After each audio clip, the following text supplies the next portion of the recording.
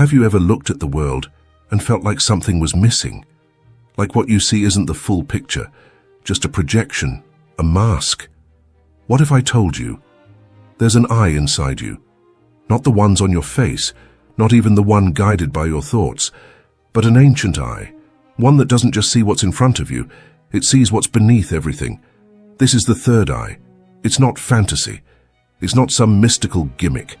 It's the most dangerous form of clarity you'll ever experience, because once it opens, you can't lie to yourself anymore. Carl Jung didn't speak of this eye in spiritual terms, but he knew of it. He called it the door to the unconscious, the gateway to what lies beneath the mask, beneath the ego, beneath the persona. And here's the harsh truth. Most people never open this eye. Why? Because seeing truth hurts more than being blind to lies. This isn't a video about chakras or crystals. This is about perception. This is about breaking the illusion your mind has built to protect your wounds. This is about seeing yourself unfiltered. And once you see yourself, you'll never look at the world the same again. So if you're ready to stop living in sleep mode, if you're ready to unlock the power that your ancestors felt but couldn't explain, stay with me, because we're not just going to talk about the third eye, we're going to tear the veil off and show you what happens when it truly opens. Chapter 1. Ancient Truth, the Eye Before Time. Long before telescopes could touch the stars, before microscopes revealed the invisible world, before psychology had a name, ancient civilizations already knew there was more to reality than what the physical eyes could see. They weren't primitive, they were precise. Their wisdom wasn't based on science, it was based on experience. They spoke of a center within the human being, a place of power, a source of vision, a portal to truth that existed beyond the five senses. They called it the third eye, not because it was imaginary, but because it saw what the other two eyes never could, the unseen, the symbolic, the spiritual. In Hinduism, it's known as the Ajna Chakra, the sixth energy center. Positioned in the middle of the forehead, it's believed to be the seat of divine intelligence, clairvoyance, and intuitive knowing. It governs not what you see, but how deeply you understand what you're seeing. In Buddhism, it's not just a concept, it's a path.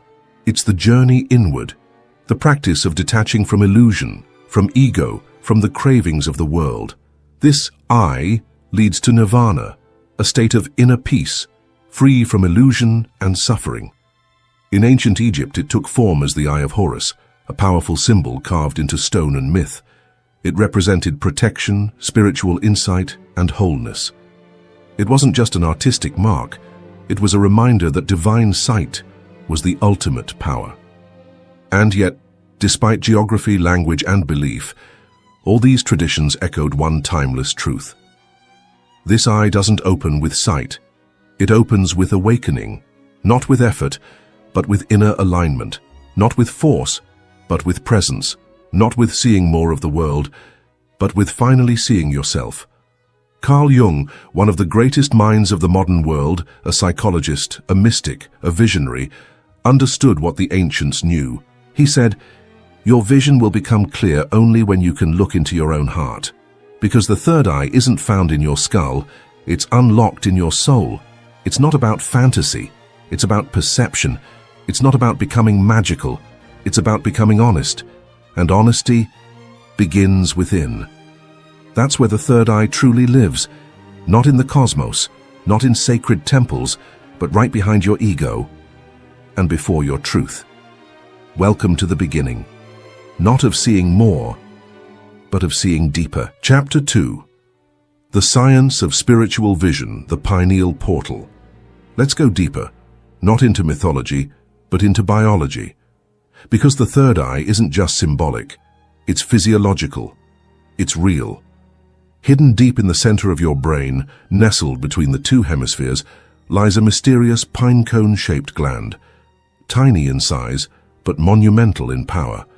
It's called the pineal gland, and for thousands of years, spiritual traditions believed this to be the seat of higher consciousness. Now science is beginning to agree. René Descartes, the philosopher and mathematician, called the pineal gland the seat of the soul. Ancient yogis considered it the third eye's biological counterpart.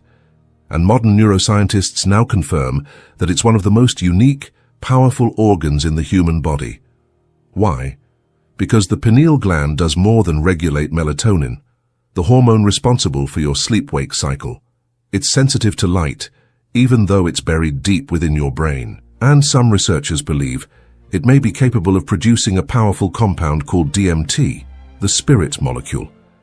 DMT, or dimethyltryptamine, is a naturally occurring psychedelic substance found in plants, animals, and yes, possibly in you.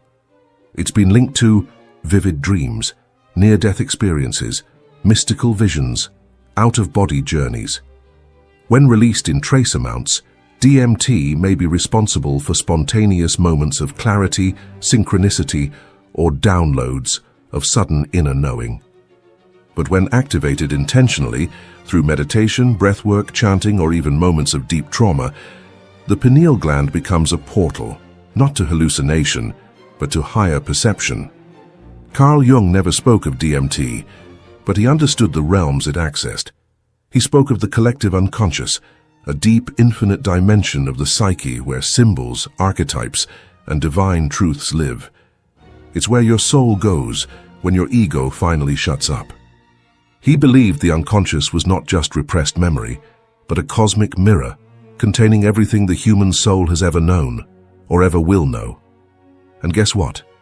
Every time you sit in stillness, every time you breathe with intention, every time you close your physical eyes to look inward, you send a signal to your pineal gland. And that ancient gland, it listens. This is why. Meditation sharpens your perception. Pranayama awakens intuition. Om chanting vibrates your skull and subtly stimulates this inner light sensor. Darkness retreats are used to decalcify and activate the third eye, because this third eye isn't just a metaphor, it's biological design plus spiritual destiny. Your body was built to awaken. The question is, have you been giving it the silence it needs to remember? So yes, the third eye lives in ancient texts, but it also lives in your brain, waiting, dormant, sacred. And once it awakens, once the pineal portal opens, you don't just see reality. You pierce through it. You decode illusion. You feel energy. You remember who you are. This is not fantasy. This is science catching up to spirit. And the pineal gland.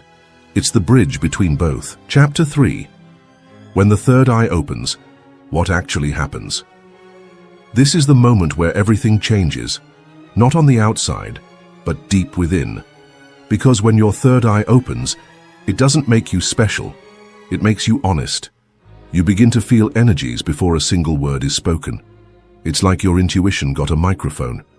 You walk into a room, and without a sound, your soul whispers, "Something here isn't right." You sense deception, even when it's dressed in the finest smile. You feel the tension between people that pretend to be friends. You detect manipulation before it shows its face. It's not magic, it's hyper-perception. A deep inner knowing that doesn't just process facts, it reads frequencies. You stop believing in coincidences, because now you see patterns, the same type of people entering your life, the same lessons repeating, the same emotions looping like a song on repeat. Carl Jung called this out with brutal accuracy. Until you make the unconscious conscious, it will direct your life, and you will call it fate.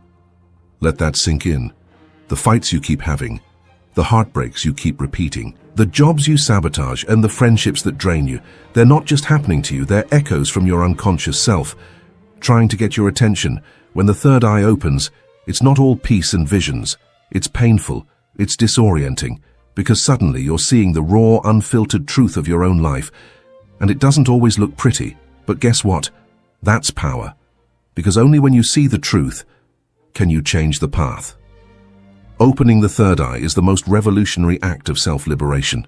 It's when you stop blaming the world and start decoding your own soul. This isn't spiritual decoration. This is spiritual demolition, tearing down every illusion the ego built to protect your pain. You don't just see with the third eye. You understand. And once you understand, you evolve. Why? Chapter 4. Signs your third eye is opening. So, how do you really know your third eye is opening? It doesn't come with fireworks. There's no voice in your head whispering ancient secrets. It's subtle, but undeniable. It's not a feeling, it's a shift. And once it starts, there's no going back. Let's break it down, sign by sign, not in fluffy language, but in raw, real-life transformation. 1. Heightened intuition. You just know, you can't explain it, but your gut becomes a compass that rarely misses. You walk into a room and instantly feel the energy shift. Someone lies to you, and though their words sound perfect, something inside you winces. This isn't guessing. This is your subconscious finally talking louder than your logic. 2. Vivid dreams.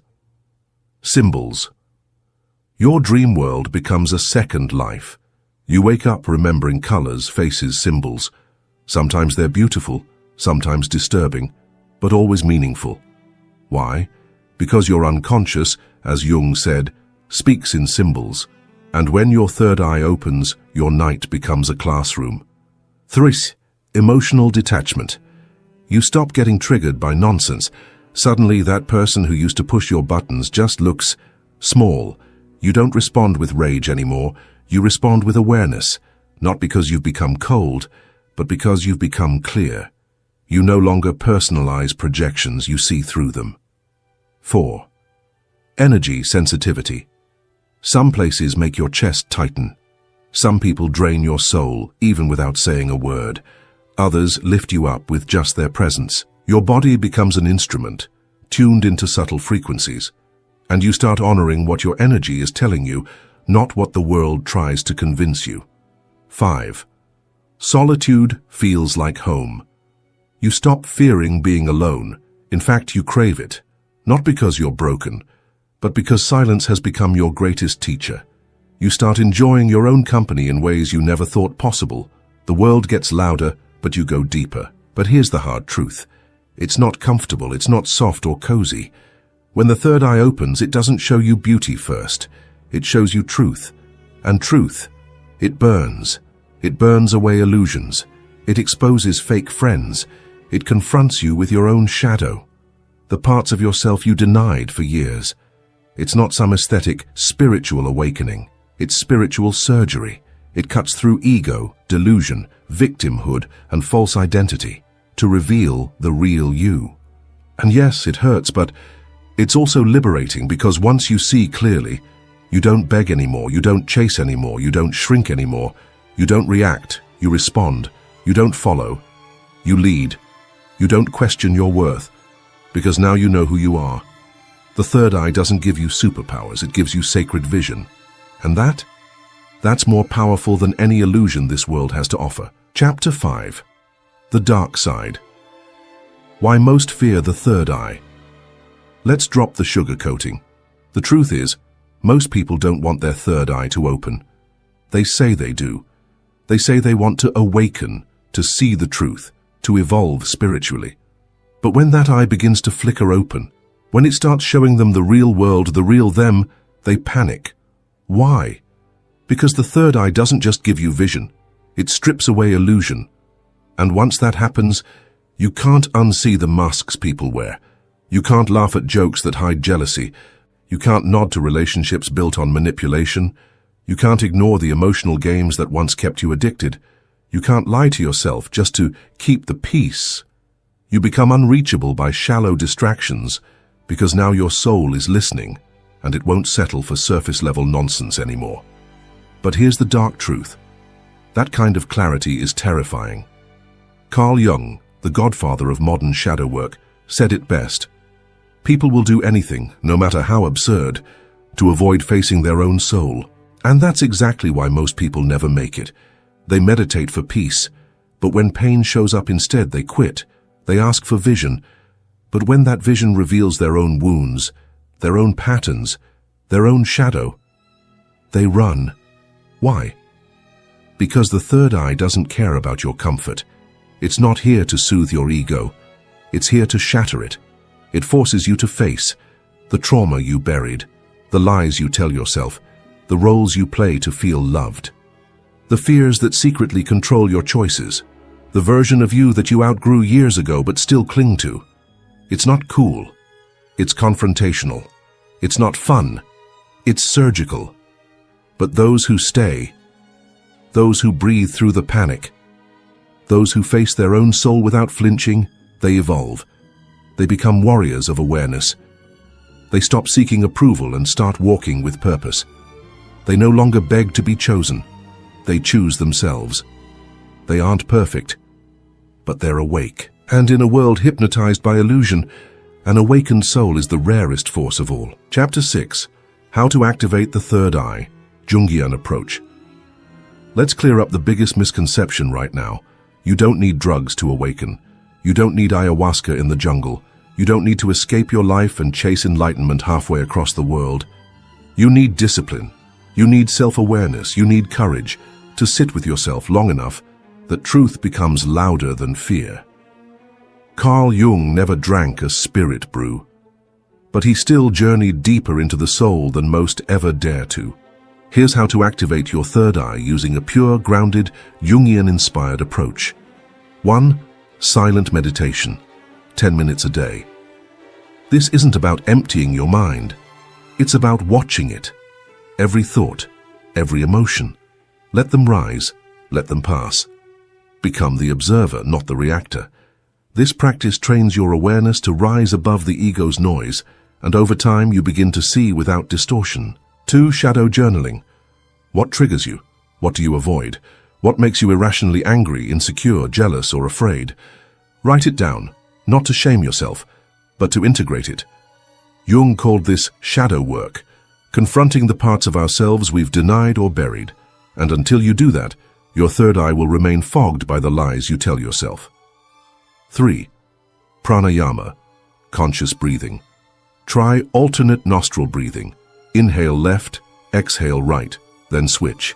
It's simple, but powerful. It balances both hemispheres of your brain. It calms your nervous system.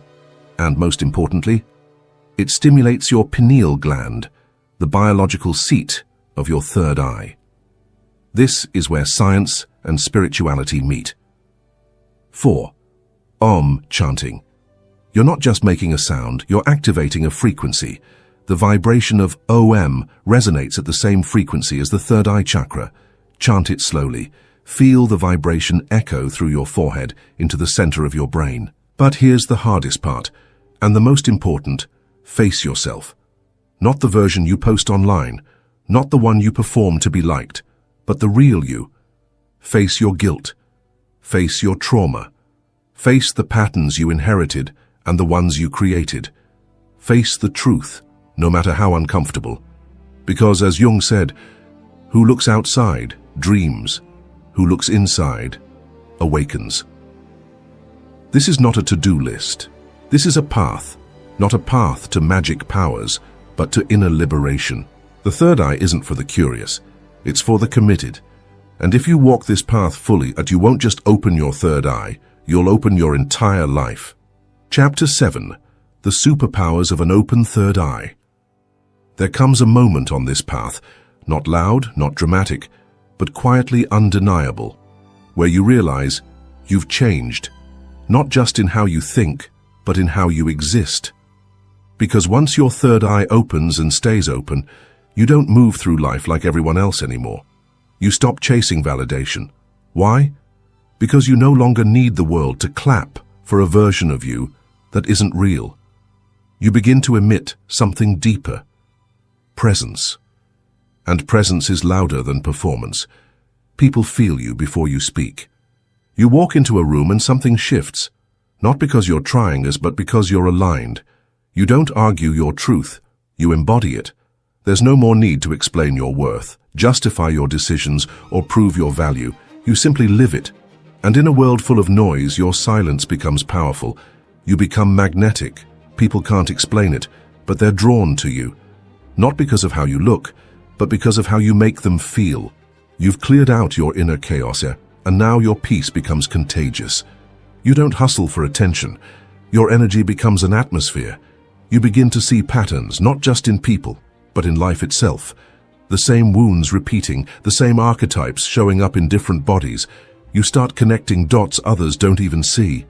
Because now you're seeing through the lens of awareness, not emotion. You realize nothing is random. Every soul you meet is a mirror. Every challenge is a teacher.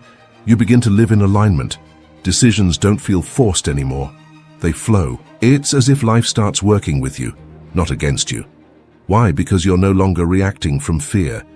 You're responding from inner knowing.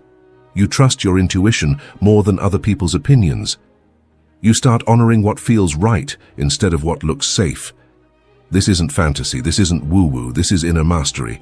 This is what happens when you stop looking outward and start aligning inward. Carl Jung didn't promise bliss, he promised integration. He said, "The privilege of a lifetime is to become who you truly are." And the third eye, it's not about becoming someone better, it's about becoming yourself, fully, unapologetically, consciously. This isn't just seeing the world differently, it's seeing your place in it, with clarity and with purpose and with power. Chapter 8. When the world looks different, the perception shift. When your third eye opens, it doesn't give you new eyes, it gives you a new lens, and suddenly the world doesn't look the same. The buildings haven't changed, the people are still there, the sounds, the lights, the daily routine, all unchanged. But you are different. Because now you don't just see, you perceive. You begin to notice the energies behind appearances. Someone smiles at you, but behind their eyes, you feel the manipulation. A job offer comes your way, but your intuition whispers, this isn't alignment, it's entrapment. A friend goes silent, and yet their silence screams the truth you've been avoiding. A compliment lands, but underneath you sense envy wrapped in sweet words. This is the perception shift. It's not mystical. It's mental clarity plus spiritual awareness. It's your nervous system no longer numbed by distraction. It's your soul tuned to a deeper frequency, one that feels truth before words even land. Carl Jung captured this shift with devastating precision. The most terrifying thing is to accept oneself completely. Why terrifying? Because this perception shift doesn't just let you see others with clarity, it forces you to face yourself, without filters. You begin to see where you lied to survive, where you performed instead of expressed, where you settled out of fear, not faith, where your ego made decisions your soul now regrets. That kind of clarity? It's raw, it's brutal, it's liberating. You stop pretending, you stop blaming, you stop performing. Because now you know, and once you know, you can't unknow. That's the price of awareness. But it's also the privilege of awakening. Here's what begins to happen as the shift deepens. You speak less, but say more. You observe more, but react less. You forgive faster. Not because they deserve it, but because your peace is sacred. You let go easily, because attachment is no longer your identity. You protect your energy, because now you understand its value. You no longer crave more. You crave meaning. You no longer beg to be seen. You see yourself, and that's enough. And in this space, you become dangerous to the world that profits off your distraction. Why? Because you're no longer hypnotized by the matrix of noise. You're awake. And the awakened are not easy to control. They don't buy into fear. They don't obey blindly. They don't follow the crowd. They lead themselves. This is the gift of perception. It's not just about seeing differently. It's about living differently. It's not about being spiritual. It's about being so grounded in your truth that no illusion can shake your foundation. This is the new reality, and once your third eye opens, there's no going back. Only forward, only deeper, only higher. Chapter 9. The third eye doesn't lie. Why you lose people. Here's the part nobody tells you during your spiritual awakening. You're not just going to see more, you're going to lose more. When your third eye opens, yes, you gain insight, clarity, power, presence, but you also start losing people. And it's not because you became arrogant, it's because you became honest. You start seeing through the performances, the games, the shallow compliments, the energy leeches hiding behind smiles. Let's break it down. Fake friends fall away, not because you pushed them, but because the energy exchange is no longer aligned. They were connected to your mask, not your soul. And when the mask falls, they vanish. Shallow relationships feel unbearable. You can't keep entertaining people who talk but don't feel, who text but don't connect, who show up but don't stand up. What used to feel normal now feels nauseating. Superficial conversations drain you. You'd rather sit in silence with depth than talk for hours with no meaning. The gossip, the complaining, the empty small talk. It no longer stimulates you. It suffocates you. Why does this happen? Because when you start living in truth, the people built on illusion can't meet you there. You stop people-pleasing. You stop editing your truth to fit someone's comfort zone. You stop shrinking your light to avoid triggering someone's shadows. And that shift, it's a spiritual earthquake. Because the version of you that kept everyone comfortable no longer exists. Carl Jung warned us about this when he said, "Shame is a soul-eating emotion." And that's exactly what you stop carrying. You stop apologizing for your intensity. You stop diluting your emotions. You stop explaining your intuition to people who don't even trust themselves. Because now, you trust you. And that trust becomes a filter, a boundary, a mirror. The weak won't just fade. Some will attack you. Why? Because your authenticity exposes their inauthenticity. They'll say, "You've changed. You're distant now. You think you're better than us." But here's the truth. You didn't change to hurt them. You changed to heal you. You didn't walk away because you hated them. You walked away because you finally loved yourself. And guess what? That kind of shift, yes, it repels the shallow. Yes, it triggers the insecure. Yes, it clears the room. But it also magnetizes the real, the aligned, the awakened, the ones who speak your language, not just with words, but with energy. And in time, you'll realize you never lost anyone. You just made space for those who were meant to find the real you, so let them go. Not in bitterness, but in gratitude. They were part of your mask era. Now you're stepping into your soul era. This is the cost of vision. But it's also the beginning of sacred alignment. Chapter 10. From Seeing to Knowing, the Birth of Inner Mastery. There comes a point in the journey where the third eye no longer just helps you see what's hidden. It evolves into something far greater. It helps you know. This is where the illusions end. This is where guessing dies. This is where you stop second-guessing yourself and start trusting your knowing. You know who's real. You know what your next step is, even if it makes no logical sense. You know when someone's words don't match their energy. You know when a blessing is actually a test, and most importantly, you know who you are. This is not ego, this is alignment. You no longer need the world to confirm your path, because your inner compass is louder than any outside voice. You don't seek permission, you walk in purpose. You don't seek validation, you walk in vibration. You stop begging the universe for signs, because you become the sign. Your life becomes the message. Your energy becomes the answer. Carl Jung didn't describe this as enlightenment. He called it individuation, the sacred psychological process of becoming whole, integrating your shadow, owning your wounds, reclaiming the disowned parts of yourself. It's not about becoming perfect. It's about becoming authentic. It's about living in such harmony with your truth that your existence itself becomes power. Jung knew this wasn't easy. He warned, the privilege of a lifetime is to become who you truly are. And that privilege, it's earned, not handed.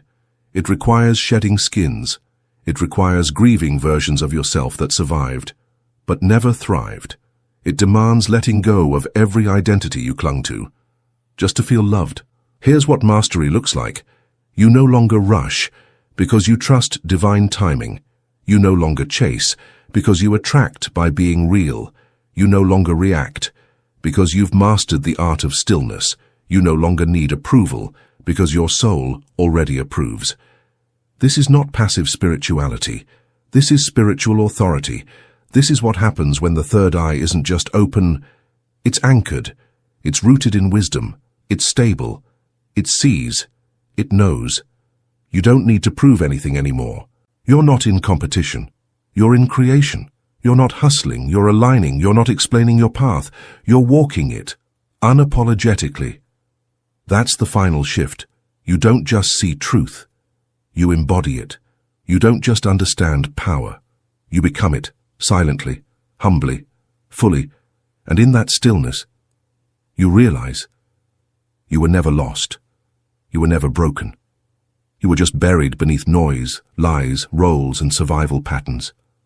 Now, you've returned, not to who the world told you to be, but to who you've always been. This is the gift of the third eye, not just sight, not just insight, but inner sight, knowing, without proof, without logic, without fear.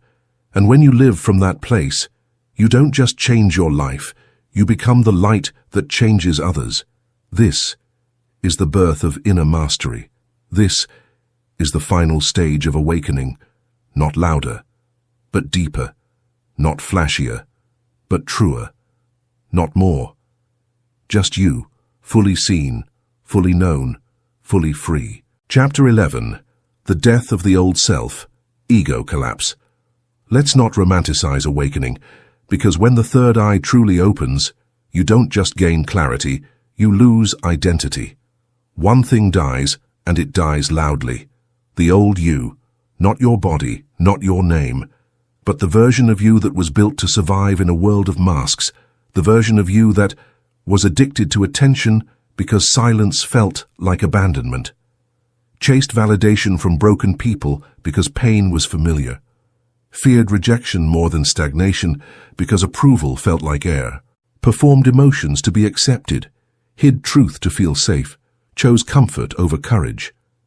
That version of you, it can't walk through the gates of higher awareness because the third eye doesn't just see through the world, it sees through you. And once you see yourself clearly, the lies you lived by begin to fall apart. Carl Jung captured this beautifully. We meet ourselves time and again in 1,000 disguises on the path of life. Think about that. All the roles you've played, all the personalities you've tried on, all the masks you wore just to be enough. They weren't random, they were layers, armor, a defense system built by your ego to protect your inner child from pain. But when your third eye opens, you don't need that armor anymore. And the ego, it panics. It starts screaming, who will love you if you stop performing? Who will stay if you show your wounds? What if your truth makes you unrelatable or unlovable? It fights, it flares, it clings to the old version of you because it knows its time is up. This is what most people call the dark night of the soul, but it's not darkness, it's deconstruction. It's the falling away of everything that's false, so the real you can finally stand without trembling. And yes, it hurts. You'll cry without knowing why. You'll feel lost like you don't belong anywhere. You'll grieve, not because someone left, but because you did. You'll question everything you once believed about yourself. You'll feel naked in a world you used to navigate blindfolded. That pain? That's not weakness, it's rebirth. You're not breaking, you're burning. And from that fire something sacred emerges, a self that no longer needs to be liked to be worthy, a self that no longer tolerates what doesn't feed the soul, a self that no longer lives from reaction, but from resonance. This is the moment you stop being a version of what the world demanded and start becoming what your soul always was. This is the ego collapse. Not destruction, but alchemical surrender. Your old self dies, but what's born in its place? Peace without conditions, power without performance, purpose without permission, love without losing yourself. The third eye doesn't just show you truth, it initiates you into it. And truth will always ask for a sacrifice.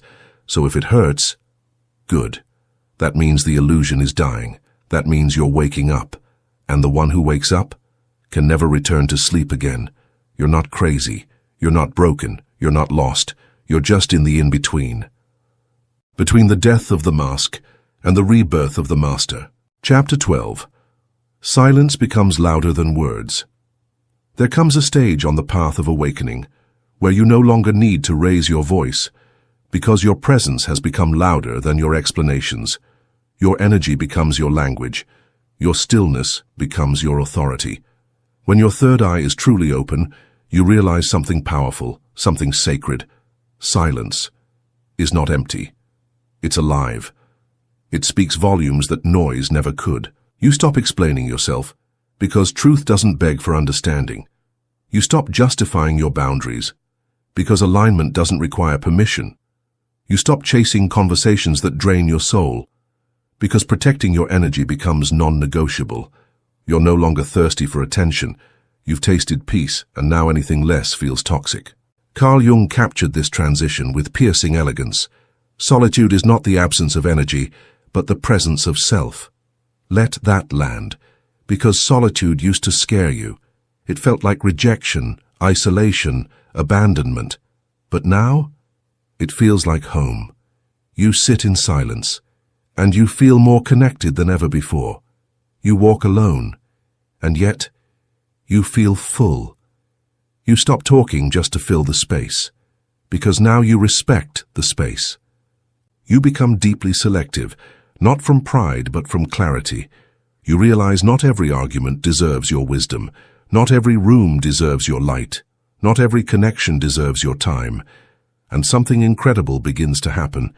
You sit in a room full of chaos, and you remain unmoved. You witness provocation, and you refuse to perform. You hear loud voices and louder egos, and you feel calm, not threatened. You walk away from drama, not with bitterness but with power. Why? Because silence is no longer weakness. It's your weapon. You become so rooted in your truth. That noise can't distract you. People can't trigger you. Chaos can't reach you. And this scares the world because we live in a culture that's addicted to noise, to validation, to performing identity. But you've become still. Stillness is the highest form of inner mastery. It's not passivity, it's precision. It's not retreat, it's refinement. You stop flinching when others project. You stop explaining your peace. You stop craving to be understood. Because now, you understand yourself. And the one who understands themselves becomes dangerous to every system that profits off insecurity. You don't need a stage to speak anymore. Your silence will echo louder than 1,000 speeches. You don't need to clap back. Your peace will haunt them louder than your words ever could. So when they say, "Why are you so quiet now?" You've changed. You used to care more. Smile. Because yes, you've changed. You've evolved. You've ascended. You no longer react. You respond. You no longer perform. You embody. And that, my friend, that's the moment you become unstoppable. Because silence isn't just golden, it's divine. Chapter 13. You no longer belong to this world. There comes a moment on this sacred, soul-cracking journey where you look around at the world you once desperately tried to belong to, and you feel something strange. Not anger, not bitterness, not arrogance, just detachment. You're not trying to be better than anyone. You're not trying to escape society. But inside you, something has shifted so deeply that the noise no longer holds power over you. You start feeling like a foreigner in your own life. You're physically present but spiritually elsewhere.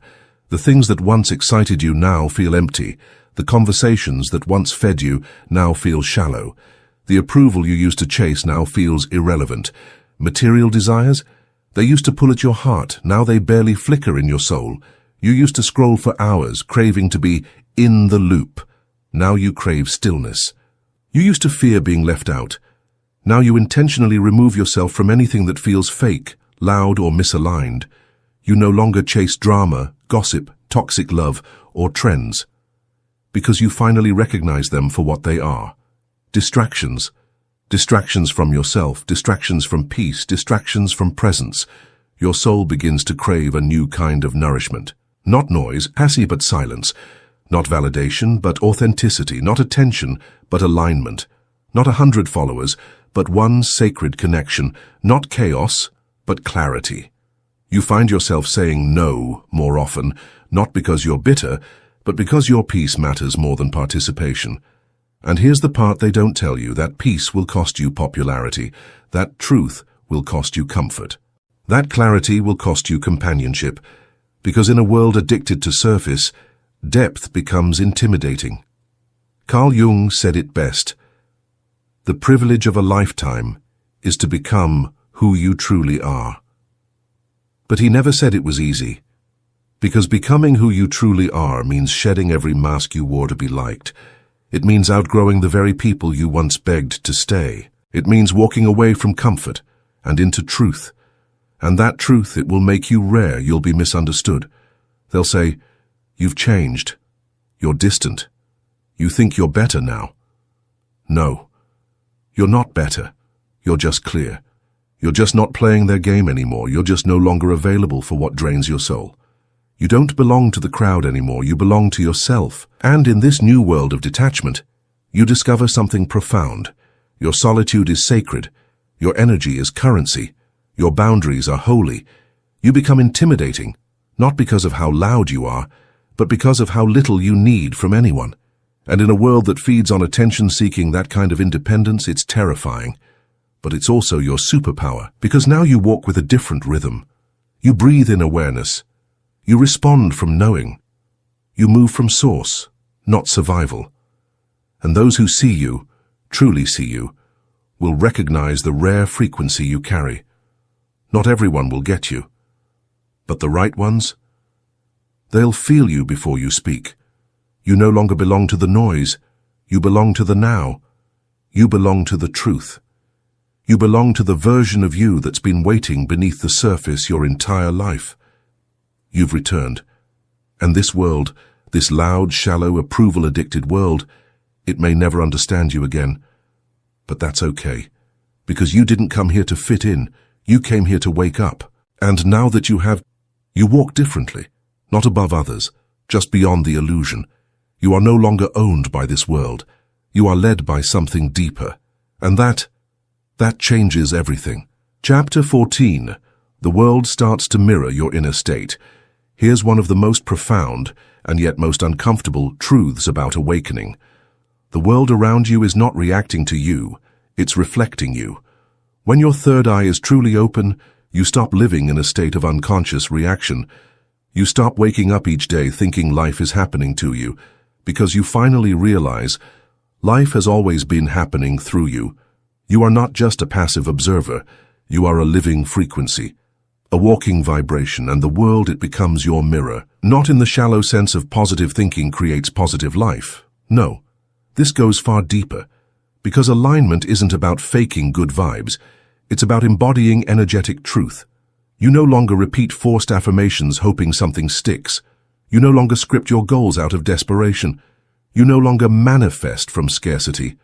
You become magnetic, not because you're chasing, but because you've become aligned. And then it happens effortlessly. The right people start showing up, people who feel like soul recognition. The wrong people start falling away, without chaos, without drama.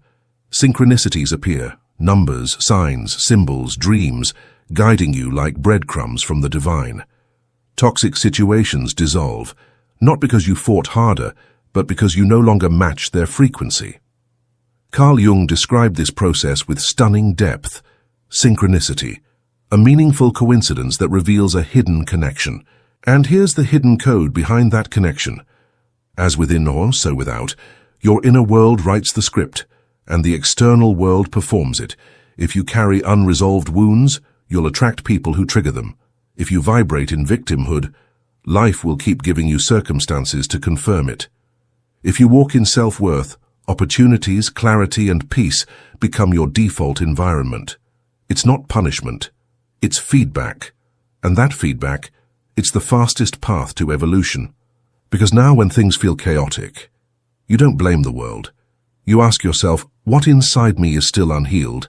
And when things flow with ease, you don't doubt it. You trust it. Because you know. You've earned that frequency. Here's the shift. You stop trying to control life. You start trying to co-create with it. You stop chasing and start receiving. You stop reacting and start aligning. You stop forcing things and start allowing space for what's meant to be. You begin to live from the inside out. And when that happens, something sacred unfolds. Your peace becomes louder than your fear. Your energy speaks louder than your words. Your intentions shape your reality without a word spoken. Your detachment draws in what you used to beg for. You stop praying to escape life and start embodying the prayer through life. Because now, the world doesn't feel random. It doesn't feel hostile. It doesn't feel like it's against you. It feels like a mirror, not to punish you, but to reveal you. It shows you what you've healed, and it shows you what you're still hiding, with ruthless precision, and with divine grace. And that mirror, it never lies. So if the world looks chaotic, don't fight it. Face it, not out there, but in here. Because when your third eye is open, you stop chasing outcomes, and you start mastering alignment. That's not just spiritual power, that's divine responsibility, because the one who sees the mirror can change everything. Chapter 15. You remember who you were before the world forgot you. This is the final gift of true third eye activation, not a superpower, not some supernatural ability, but a sacred remembering. Because awakening doesn't make you someone new. It unmasks the truth of who you've always been, before the world taught you to forget, before trauma buried your light, before society rewrote your script, before survival became your personality, before shame replaced your truth, before you were told, be quieter, be smaller, be less. This final stage is not becoming. It is returning. Carl Jung once said, the most terrifying thing is to accept oneself completely. And yet, that is what the third eye demands. Not partial acceptance, not curated self-love, but radical, uncomfortable, unconditional self-ownership. You face the mirror, and you don't flinch. You sit with your past, and you don't apologize. You reclaim the parts of you that were exiled in silence. And what happens? You stop begging for love because now you realize the love you were searching for was you. You stop seeking permission to exist, to shine, to speak, to feel. Because now you don't just believe you matter, you embody it. You stop pretending to be easy to digest. You stop playing small to fit into rooms not built for your spirit. You stop explaining your fire to people who only know how to hold smoke, and in this returning, this sacred reawakening, you become whole, not perfect, not polished, but honest, complete. You accept the wounds, you honor the journey, you embrace the shadow, you love the inner child. You wear your truth like armor, soft but impenetrable. This is what it means to see with the third eye, not just to see through lies, but to see through yourself. You realize you were never too much, you were never broken, you were never behind, you were simply remembering. And from that moment on, you no longer walk blind through this world. You walk with vision, you move with certainty, you breathe with intention. You listen to intuition louder than opinions. You walk differently, not to be seen, but because you see. You speak differently, not to impress, but because you found your voice. You live differently, not to escape, but because you've returned home to your soul. So now the masks fall away, the roles dissolve, the old identities turn to ash. And what rises from that sacred fire? You, the original you, the infinite you, the unapologetic, unfiltered, undiluted, unforgettable you. Part 7. Not a copy, not a code, not a performance. A soul, awake. And from here, the journey doesn't end. It begins. With your third eye leading, and your soul finally free. Chapter 16. You become the light in a world that feeds on darkness. There is a moment on this path, quiet but undeniable, where you realize something life-altering. You are no longer just awakening for yourself. You are awakening for others.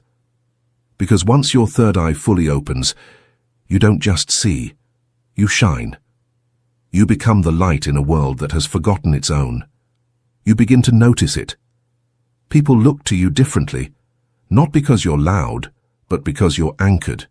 They feel safer around you, not because you fix their lives, but because you carry presence. You don't preach, yet your silence transforms rooms. You've done the shadow work. You've walked through fire. You've buried the old self, faced your wounds, integrated your darkness. And now, you've become a mirror for others to begin their journey, not because you claim to be perfect, but because you are present. Not because you have all the answers, but because you finally listen to truth, not noise. This world is starving. starving for authenticity in a culture of filters, starving for meaning in a generation addicted to performance, starving for connection in a society built on separation, starving for depth in a world drowning in distraction.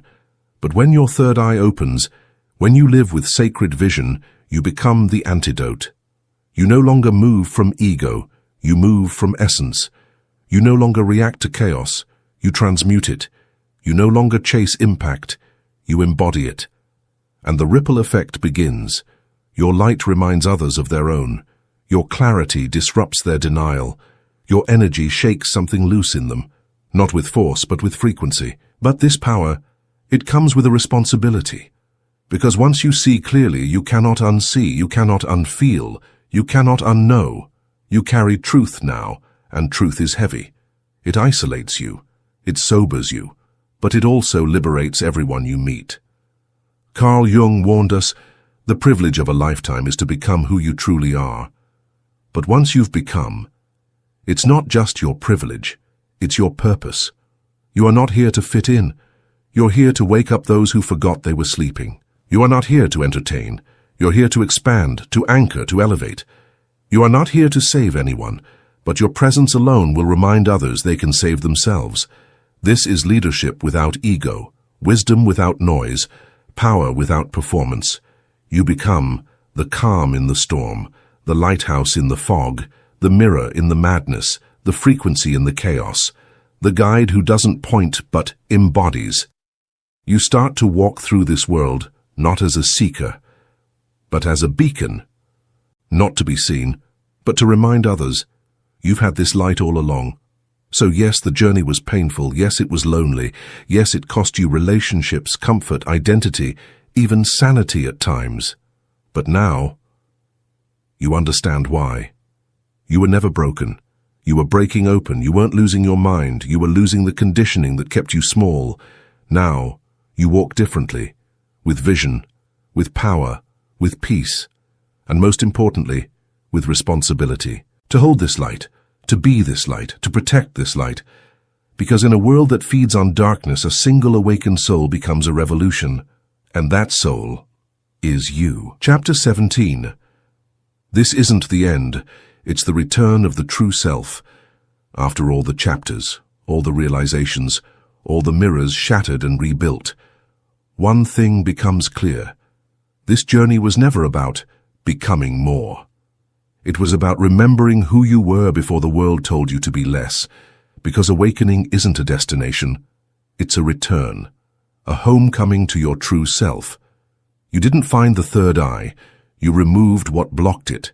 You didn't gain wisdom, you uncovered what was always inside you. You were born with this vision, this light, this fire, but life covered it with shame, with programming, with trauma, noise, expectations, roles, labels, masks, and one by one you peeled those layers back, some with tears, some with rage, some with divine silence, but you kept going, and now you see, you don't just understand truth, you live it, you walk it, you are it. And here's the part no one tells you, the return is harder than the rise, because now you have to carry this light. In a world that prefers darkness, you'll have to speak soul in rooms obsessed with ego. You'll have to protect peace in places addicted to chaos. You'll have to walk slow in a culture that confuses speed with progress. But this is the real mastery, to carry your vision into everyday life, to live awake, even when everyone else is asleep. So you walk back into the world, with softer eyes but sharper intuition, with fewer words but deeper truth, with quieter energy but bolder presence. You're no longer here to escape the world. You're here to transform how you move through it. You stop waiting for signs because now you are the sign. You stop searching for the path because now you walk as the path. You don't have all the answers, but you carry something rarer: presence, clarity, alignment. This is the end of the spiral and the beginning of the circle. You've returned, not to who you were told to be, but to who you truly are. The noise can't shake you now. The illusion can't fool you now. The world can't own you now, because you don't just walk with eyes wide open. You walk with the third eye leading. Welcome back, soul. The mission begins here. Chapter 19. You don't just awaken, you awaken the world.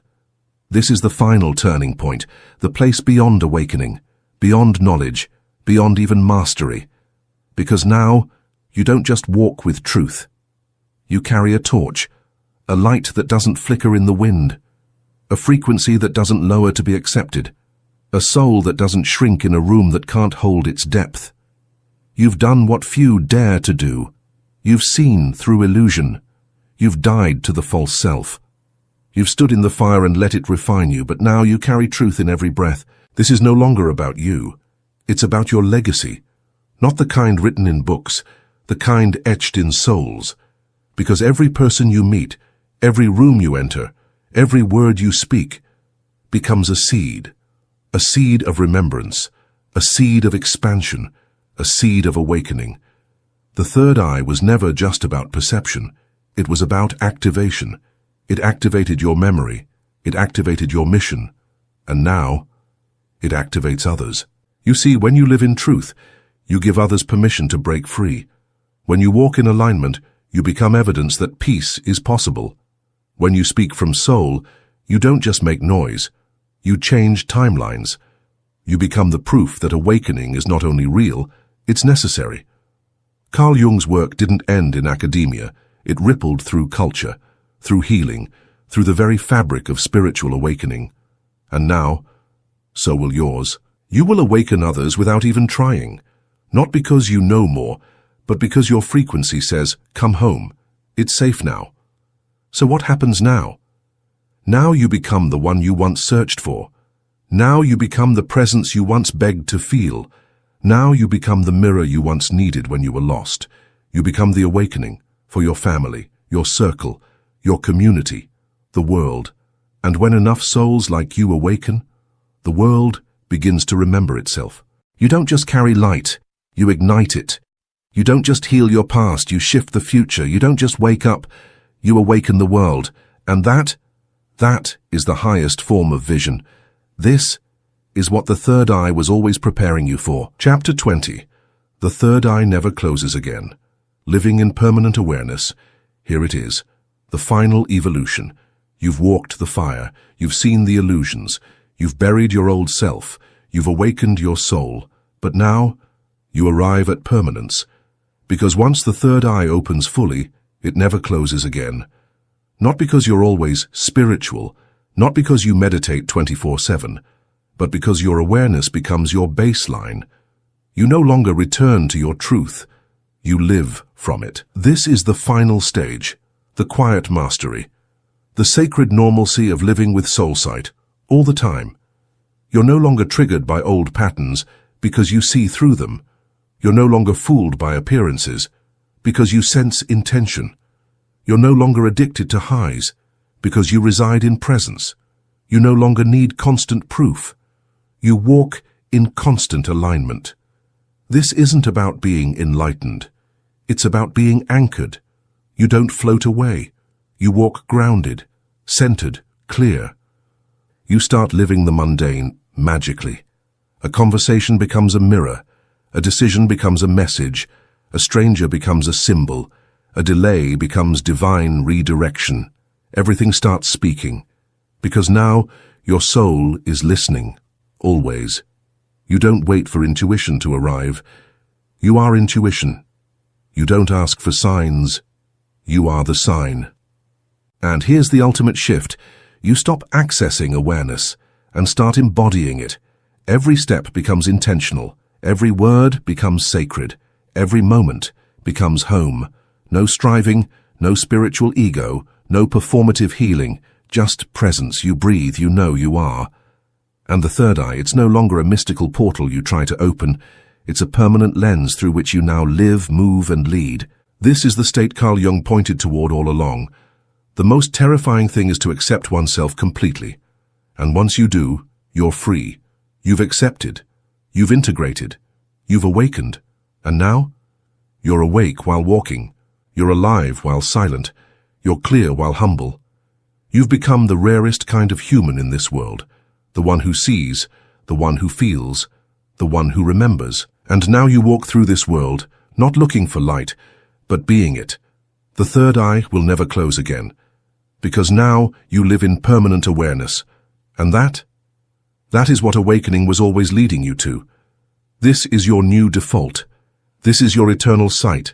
This is your rebirth. Or, Chapter 21. The world will try to put you back to sleep. Stay awake even after 20 chapters of awakening. After all the illusions shattered, after the ego collapsed, and your soul stood in its full glory. There's one final truth you must never forget.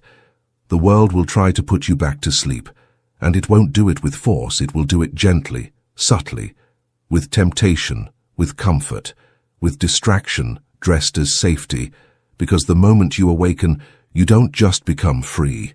You become dangerous to a system built on silence and sleep. You'll feel it. The pull to numb yourself again with busyness, the urge to shrink again just to belong, the quiet seduction of being liked more than being true, the fatigue of seeing everything when ignorance once felt easier, and in those moments, you must choose. Because awakening isn't a one-time event, it's a daily decision. You'll face people who mock your clarity. You'll lose friends who like the old you better. You'll hear voices saying, come back to comfort, stop being so intense, fit in again, sleep a little. But here's the deal. They don't hate your vision. They fear what it reveals about their blindness. And your job is not to dim, it's to hold the light, even when it shakes in your hand. Because if you fall asleep again, you take that light with you. And the world loses a mirror, a frequency, a chance to remember itself. Carl Jung warned us, people will do anything, no matter how absurd, to avoid facing their own soul. And now you see it everywhere. In politics, in culture, in relationships, in entertainment, in self-sabotage disguised as freedom. But your awareness, it's non-negotiable now. You didn't walk through the fire to forget the heat. You didn't die to your old self just to resurrect your old story. You didn't awaken to truth just to go back to pretending. So stay awake, even when it's lonely, even when it's inconvenient, even when it's exhausting, especially when it's tempting to forget. Because your vision isn't just for you, it's for every soul still trapped in the illusion you broke through. You are a signal, a system disruptor, a soul rememberer. And now the test isn't, can you awaken? The test is, can you stay awake while the world seduces you back to sleep? Here's how you do it. Keep returning to your stillness. Keep questioning the noise. Keep choosing alignment over applause. Keep walking away from the comfortable lie and toward the uncomfortable truth. Keep remembering who you are and who you're not. Because you're not here to blend in. You're here to wake others up by staying awake yourself. And that is the warrior path of permanent awareness. This is the final warning and the final call. If your third eye is open, guard it like a sacred flame, because in a world built to distract you from yourself, staying awake is the most rebellious act of all. Chapter 22. How to maintain third eye clarity in a world of illusion. So you've awakened. You've seen through the matrix. You've felt the sacred burn of ego death and the quiet rebirth of soul clarity. But now comes the real work, maintaining it. Because your third eye isn't just a portal that opens once, it's a lens. And like any lens, it can be fogged, distorted, or clogged by the dust of distraction. This world runs on illusion. It profits from your blindness. It thrives when your vision is external and your awareness is asleep. So the question becomes, how do you stay clear when everything around you is designed to cloud your mind? Here are the 7 sacred disciplines of third eye maintenance. Daily practices to keep your soul vision sharp, your energy clean, and your alignment unshakable. 1. Digital fasting. Reclaim your inner signal. The screen has become the new spell. Constant input. Spiritual static. Take time away from noise. Unfollow what numbs your awareness. Silence isn't just peaceful, it's cleansing. 2. Energy tracking. Feel before you act. Your third eye speaks in subtlety. Learn to pause. Check your energy before you reply, post, or choose.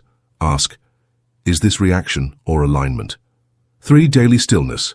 Let the mind breathe. This isn't optional. 5 minutes of nothingness. Spiritual surgery. Silence is the gym of your third eye. Return to it. Sit. Breathe. Listen. 4. Nature immersion. Recalibrate with earth. The natural world doesn't lie. Sit by trees, walk barefoot. Let the sun detox your pineal gland. Let the moon remind your body what ancient rhythm feels like. 5. Conscious speech. Words shape reality. Stop lying to yourself in casual language.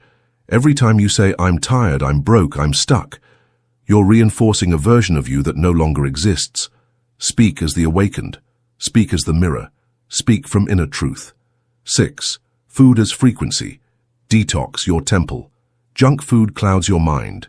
Overstimulating, processed, low-vibration food. Third eye fog. Drink clean water. Eat with intention. Honor your body like it's housing the divine, because it is. 7. Emotional integration. No more suppression. Feel everything. Avoid nothing. Suppressed emotion. Shadow fuel. Your third eye requires emotional clarity, not numbness, but integration. Journal it, breathe through it, face it, or be fooled by it later. Carl Jung never gave us a how-to guide, but he taught us that the unconscious will rule our lives until we make it conscious. And that's your job now. Not just to awaken, but to stay conscious in an unconscious world. You're no longer allowed to forget who you are. You're no longer permitted to drown in distractions. You're no longer a beginner. You are the mirror. You are the signal. You are the one others watch when they're trying to remember. Your vision is sacred. Protect it. Because if your third eye goes dim again, so does every soul you were meant to activate. Stay clean. Stay clear. Stay awake. This is the discipline of the awakened. This isn't just a video. It's your awakening. Let's be honest, and you didn't find this video by accident. And you didn't stay this long because you were just curious. You stayed because something in your soul recognized the truth. Something deep inside you whispered, "I've been here before, and I'm ready to come home." This wasn't just information. This wasn't just another voice on the internet. This was a mirror, a portal, a reminder. You're not just a name, a body, a job title, or a story. You are energy, you are consciousness. You are a soul, and your third eye is your soul's vision. And let's stop pretending you're not feeling it right now. That pull in your chest, that ache in your gut, that quiet knowing in the back of your mind that says, "There's more to me than I've allowed myself to become." Because there is. There always was. And now, you're remembering. You're remembering the power that was never lost, only buried. You're remembering the voice that was never gone, only silenced. You're remembering the light that was never dimmed, just hidden behind pain, fear, and noise. So here's your moment. If this video cracked something open in you, if it stirred something ancient, something sacred, something true, then don't just watch and scroll, declare it.